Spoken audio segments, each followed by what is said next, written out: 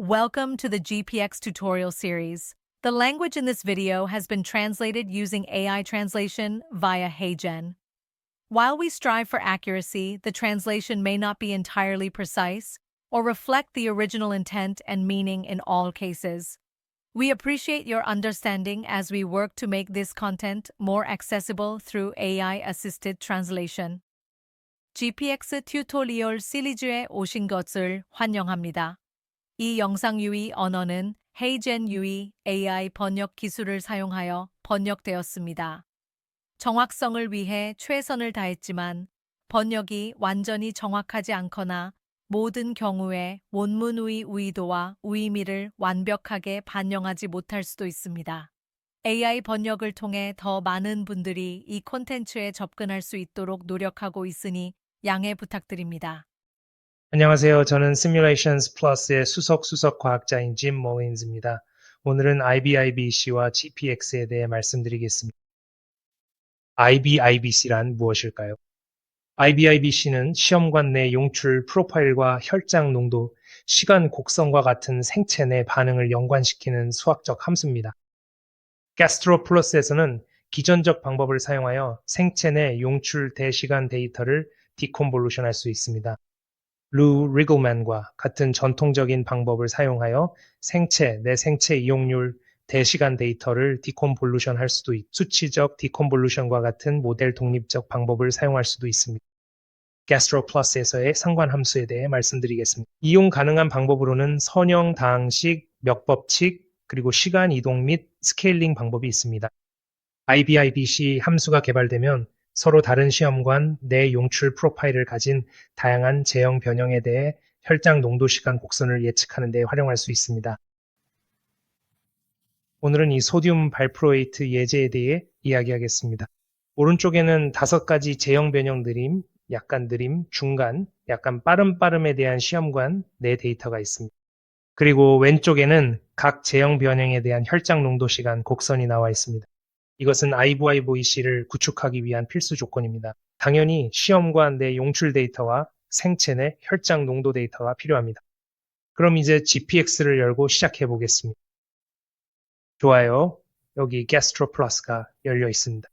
이제 프로젝트를 열어보겠습니다. 찾아보기를 클릭하고 제 프로젝트는 내 트레이닝 비디오 폴더에 IVC 발프로 8에 있습니다.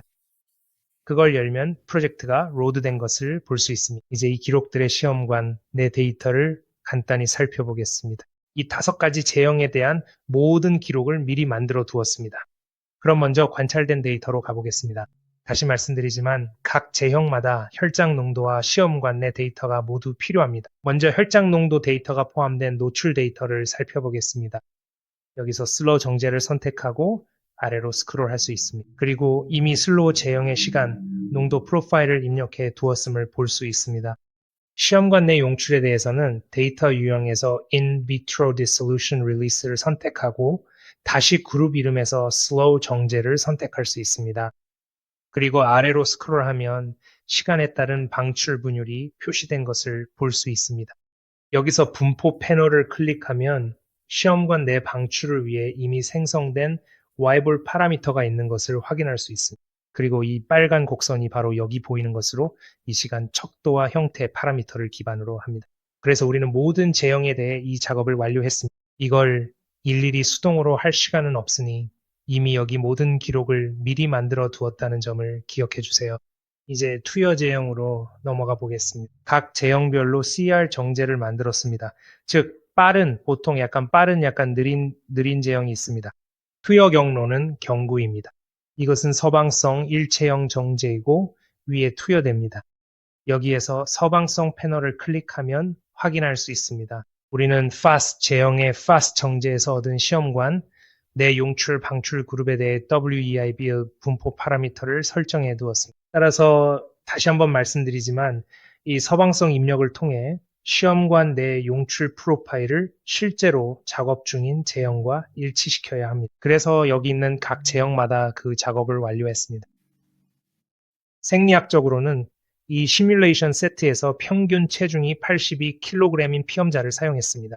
우리는 구획 약동학을 모두 적용하여 기록을 생성했습니다. 약동학 탭을 보면 여기서 나트륨 발프로산에 대해 이 구획 약동학 모델을 사용한 것을 확인할 수 있습니다. 이 모델은 GPX 내 PK+를 사용하여 생성되었습니다. 그리고 나서 우리는 관류 제한 조직에 대해 기본 루카스쇼와 조직 분배 기술을 사용하여는 나트륨 발프로산의 PBPK 모델도 만들었습니다. 또한 이 화합물이 신장 청소율로 특이적으로 배설되기 때문에 여기서는 FUP 곱하기 GFR을 사용하여 청소율을 계산했습니다. 그리고 시뮬레이션 탭으로 가보면 PBPK와 구획 약동학 모두에 대해 시뮬레이션을 설정해 놓은 것을 볼 수 있습니다. 여기 시뮬레이션 목록 하단을 보면 모든 시뮬레이션에 대해 COMPK 버전이 있는 것을 확인할 수 있습니다. 그리고 위쪽에는 PBPK 버전이 있는데 여기서는 기록 이름에 COMPPK가 추가되지 않은 시뮬레이션들입니다. 그럼 여기서 우리가 무엇을 보고 있는지 이해하기 위해 시뮬레이션 하나를 실행해 보겠습니다. CR Tablet 500 MEG 슬로우 제형을 실행해 보고 여기에서 실행 버튼을 클릭하겠습니다.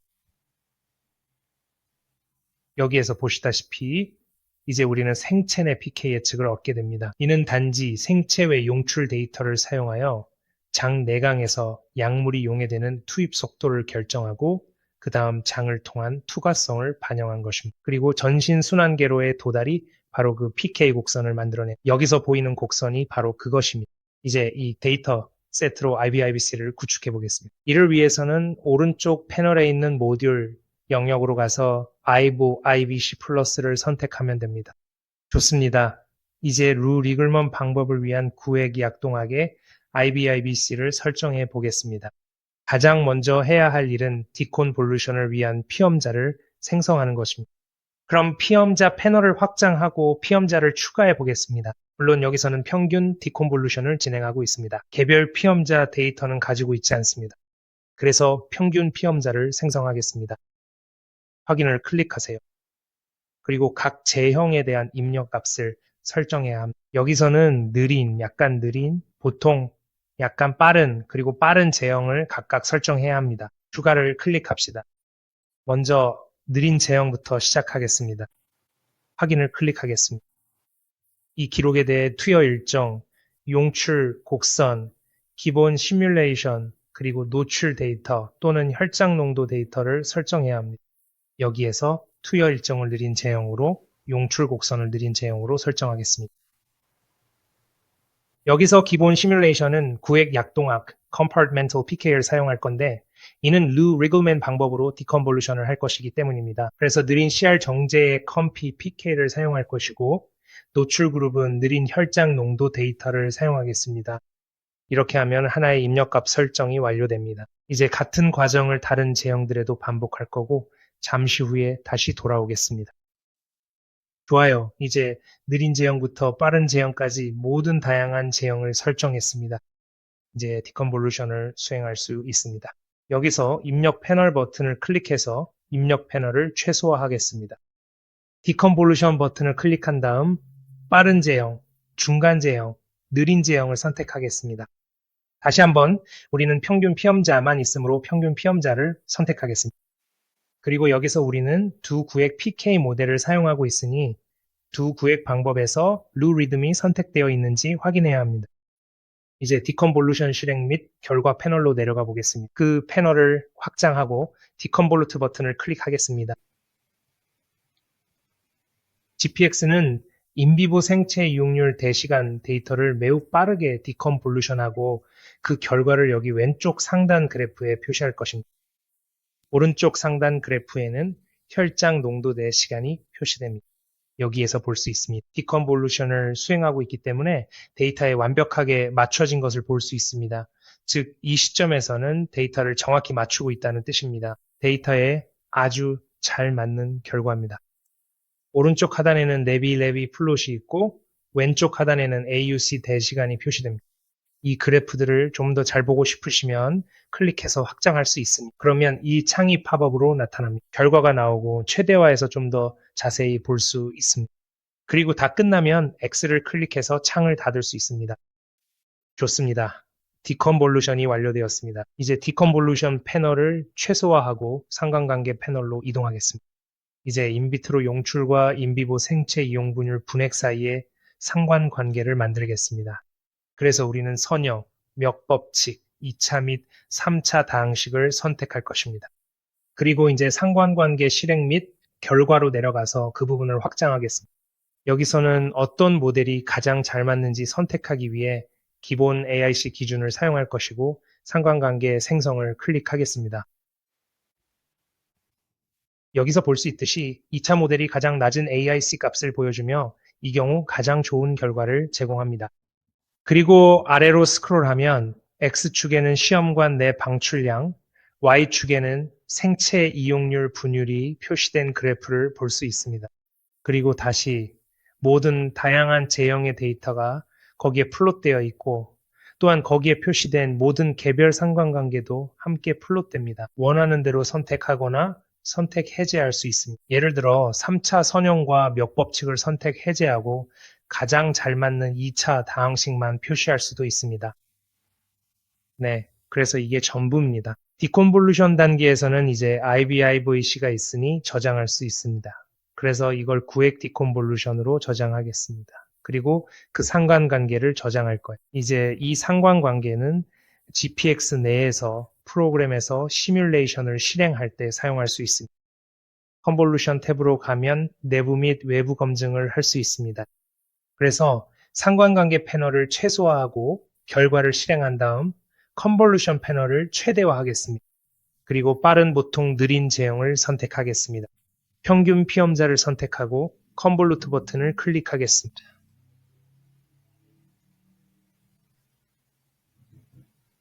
이제 우리가 하는 일은 본질적으로 IBIBC를 사용하는 것입니다. 방금 구축한 IBIBC를 사용해서 IBIBC를 만들 때 사용했던 데이터를 다시 실행하는 것입니다. 상관관계를 통해 내부 검증이나 오차 예측을 수행하는 것이죠. 여기서 보시면 AUC 예측 오차가 모두 꽤 양호하며 최대값도 약 마이너스 5.7% 정도입니다. 이 정도면 FDA 기준을 통과할 수 있습니다. 점 추정치가 15% 이하라는 기준입니다. 그리고 Cmax 예측 오차는 보통 제형에서 마이너스 3.2에서 15.84까지 범위가 있습니다. 그래서 이 경우 보통 제형에서는 점 추정치 기준을 아슬아슬하게 통과하지 못합니다. 그리고 평균 Cmax와 AUC의 평균 오차는 각각 8%와 4%로 이는 FDA에서 정한 10% 기준값을 통과합니다. 가스트로플러스의 내장 도구를 사용하면 IBIBC를 매우 빠르게 검증할 수 있습니다. 물론 외부 검증도 할 수 있습니다. 따라서 fast와 moderate를 선택 해제하면 slightly fast와 slightly slow를 실행하고 convolute를 클릭할 수 있습니다. IBIBC를 구축하는 데 사용되지 않은 데이터셋에 대해 IBIBC를 실행하는 것입니다. 여기에서 그 결과를 확인할 수 있습니다. AUC의 점 추정치는 FST와 slightly fast, slightly slow에서 각각 6.6%와 14.1%로 이 경우 FDA 기준을 통과하지 못합니다.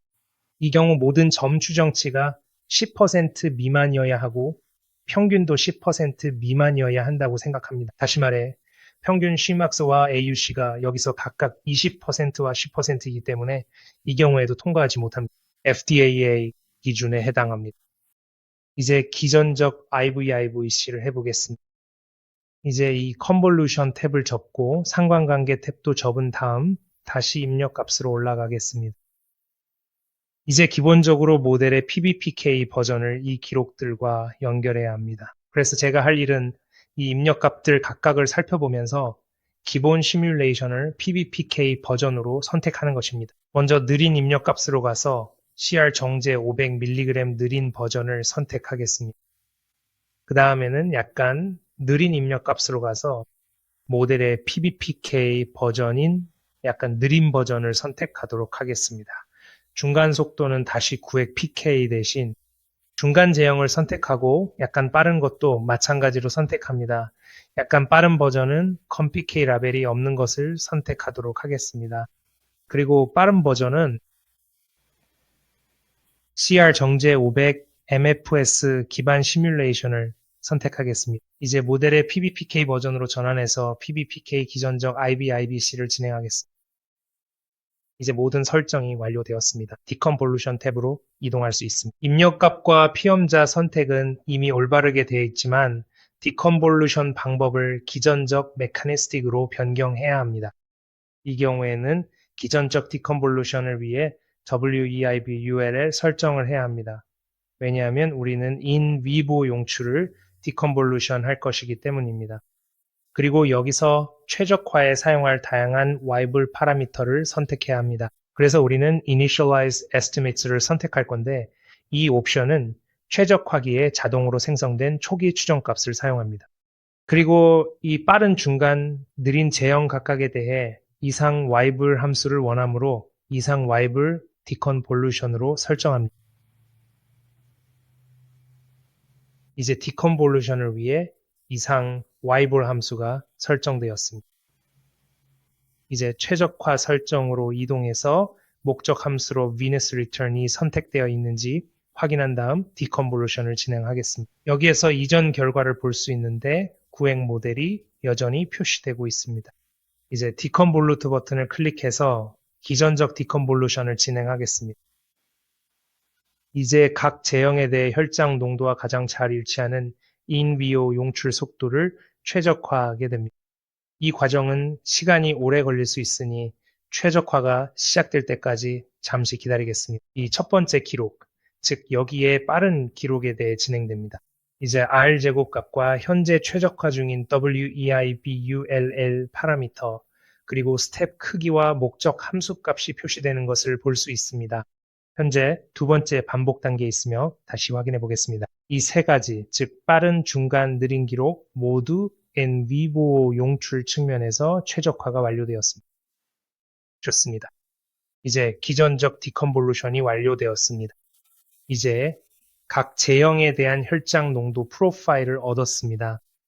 상단 왼쪽에 디컨볼루션된 인와이버 방출 곡선이 표시되어 있습니다.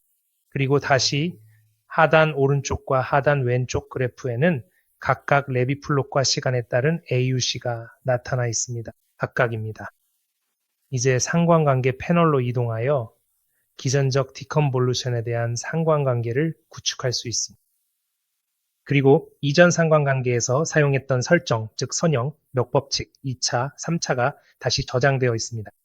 이 선택들을 그대로 두고 결과 패널에서 Correlation Run을 클릭하여 상관관계를 실행하겠습니다. Form Correlation을 클릭하세요. 다시 한번 기준으로 AIC를 사용하고 있으며 이번에도 이 데이터셋에는 2차 상관관계가 가장 적합하다는 것을 알 수 있습니다. 이제 상관관계 패널을 최소화하고 컨볼루션 패널을 열겠습니다. 여기에서는 Slightly Fast와 Slightly Slow를 선택 해제하고 Fast, Moderate, Slow 제형을 선택한 다음 기전적 디컨볼루션을 사용하여 컨볼루션을 수행하겠습니다. 좋습니다. 이제 아래로 스크롤 해보겠습니다. 여기에서 AUC와 Cmax의 점 추정치가 모두 FDA 기준의 15% 한계 이하임을 볼 수 있습니다. AUC의 최대 오차는 약 6.6%인 것 같습니다. Cmax의 최대치는 약 11.5%이고 평균 Cmax와 AUC 오차는 각각 7.7%와 3.8%입니다. 따라서 이는 FDA 검증 기준인 15%점 추정치 오차와 10% 평균 Cmax 및 AUC 오차를 모두 통과하게 됩니다. 물론 외부 검증도 진행할 수 있습니다. 이번에는 Slightly Fast와 Slightly Slow 제형을 선택하겠습니다. 그리고 컨볼루션을 진행하겠습니다. 이 경우에는 Cmax 오차가 6.8과 10%로 기준을 통과하고 제형 중 하나는 AUC점 추정치 8.1을 통과합니다. 하지만 하나는 3.26으로 약간 높고 평균 AUC는 기준 범위를 약간 벗어납니다. 따라서 디컨볼루션이나 최적화를 조금 더 오래 수행한다면 아마도 약간 더 나은 결과를 얻을 수 있을 것입니다. 혹은 만약 우리가 다른 목적 함수를 사용했다면 여기서 목표선을 넘어서 FDA 기준을 통과할 수도 있었을 것입니다. 기준을요. 하지만 이것은 확실히 구획 모델 디컨볼루션보다 훨씬 더 나은 결과를 보여줍니다. 이 IBIBC를 저장할 수 있습니다. 상관관계 실행 및 결과로 다시 돌아가 보겠습니다. 이번에는 이것을 기전적 디컨볼루션 I4, I4, I4IC라고 부르고 해당 상관관계를 저장하겠습니다. 메시지에서 보시면 방금 데이터베이스에 저장되었고 앞으로 사용할 수 있다는 안내를 받으실 수 있습니다. 그럼 아주 간단하게 이 IBIBC를 다른 제형에 어떻게 사용하는지 보여드리겠습니다. 투여 설정에서 여기 투여 탭으로 이동해서 제형을 보면 테스트 제형이 하나 있는 것을 확인할 수 있습니다. 이제 우리가 개발한 IBIBC를 사용해서 테스트 제형에 대한 시뮬레이션을 실행해 보겠습니다. 이 테스트 제형의 IBIBC를 적용하려면 여기서 컨트롤 릴리스 패널로 이동하시면 됩니다. 그리고 여기에서 인비트로 용출 데이터를 사용하는 대신 우리가 생성한 IBIBC를 사용해서 테스트 제형의 인비트로 용출을 인비보 용출로 변환할 것입니다. 이를 위해서는 프로필을 WEIB URL 파라미터에서 표 형식으로 변경한 다음 여기 있는 WEIB IPISC용 버튼을 선택해야 합니다. 그리고 우리가 만든 기전적 디컨볼루션과 이 다항식을 사용해서 테스트 제형의 인비트로 용출을 인비보 용출 프로필로 변환할 것입니다. 그럼 이제 인비보 시리즈 생성을 클릭해 보겠습니다. 메시지 센터를 보면 이제 IBIBC로부터 생성된 새로운 인비보 서방형 프로필이 추가된 것을 확인할 수 있습니다. 이제 여기에서 그것을 선택하고 시뮬레이션을 실행할 수 있습니다. 하지만 인비보 용출에 대한 와이브 파라미터를 생성하고 싶을 수도 있습니다. 그렇게 하려면 관찰된 데이터로 이동해서 이제 인비보 서방형 데이터를 선택할 수 있습니다. 이제 시험 제형에 대한 값이 있어야 합니다. 실제로 그렇습니다. 이것이 바로 IBIBC에서 변환된 것입니다. 물론 우리는 인비트로 용출 프로필 데이터 포인트만 가지고 있습니다. 아직 와이블 피팅을 하지 않았기 때문에 빨간 곡선이 인비트로 데이터와 일치하지 않습니다. 이것은 분포 패널로 이동한 다음 스크롤해서 아주 쉽게 할 수 있습니다. 여기서 데이터를 선택하고 Initial Estimates를 클릭한 다음 여기서 이상 yBool 함수를 사용할 것입니다. 그리고 1단계의 초기 추정값을 0.5로 설정하겠습니다. 이제 Fit를 클릭해서 결과를 확인해 보겠습니다. 꽤 괜찮아 보이네요. 이제 IBIBC를 사용해 생성한 인비보 용출 데이터에 맞는 yBool 파라미터도 갖추게 되었습니다. 이제 이 내용을 저장하고 다시 투여 설정으로 돌아가서 여기서 테스트 제형을 선택하겠습니다. 이제 인비보 서방형 그룹을 설정하고 앞서 생성한 분포 또는 yBool 파라미터를 사용할 것입니다.